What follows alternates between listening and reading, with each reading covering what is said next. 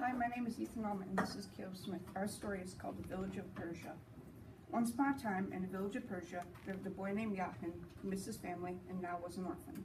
All of his days, from sunup to sundown, Yahin would try to find food through the village.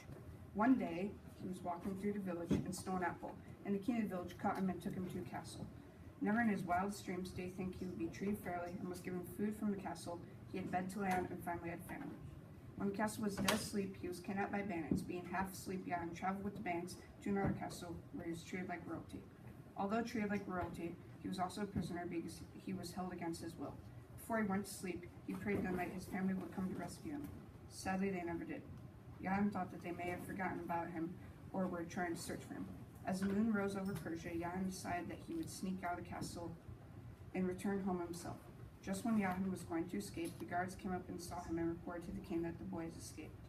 A few minutes after they escaped, the king sent his men to hunt down Yahin and told them they could not return until they found him. As he woke, he found himself thinking, what did the king want with him in the first place? Eventually, Yahin found out why. It was because he had an amulet wrapped around his neck that could summon anything he desired. Late in the morning, Yahin found a small village just a few hundred miles out of Persia. He was ecstatic that he would finally have shelter, food, and water. When he got there, his hopes were shattered. There were only a few apples, a pear, and a small puddle of disgusting water. Just as he started to give up, he realized he had a magical amulet that could summon anything he desired. So with that in mind, Yahin summoned a whole tray of food, that apples, turkey, pork, and a glass of water. As he could taste the crisp apple, villagers came from everywhere and asked if they could have some food and water, and Yahin said yes. As a matter of fact, have all food. At least he made it back to his kingdom, where he was from. At that point, he realized he was still alone. The king was right there waiting for him. As he started to flee, once again he was blacked by guards, and he was forced to stay there as a prisoner. Also, they would kill his family and then slay him. Anger went through him as he was going to use his omelet.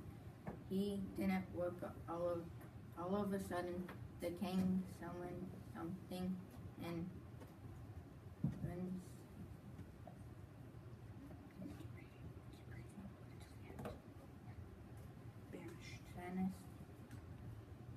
into a desert miles away from Persia. Jan now worried about what to do since he had no omelet, no power, and no way to go.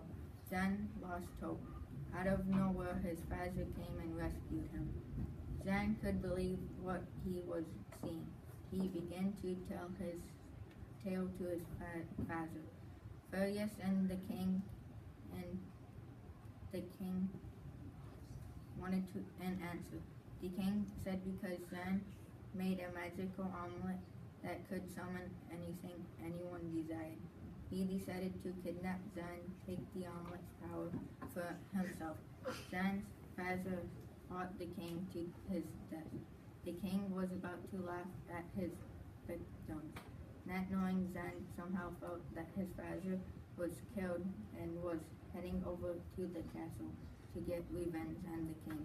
After furious battle with the king, Zan was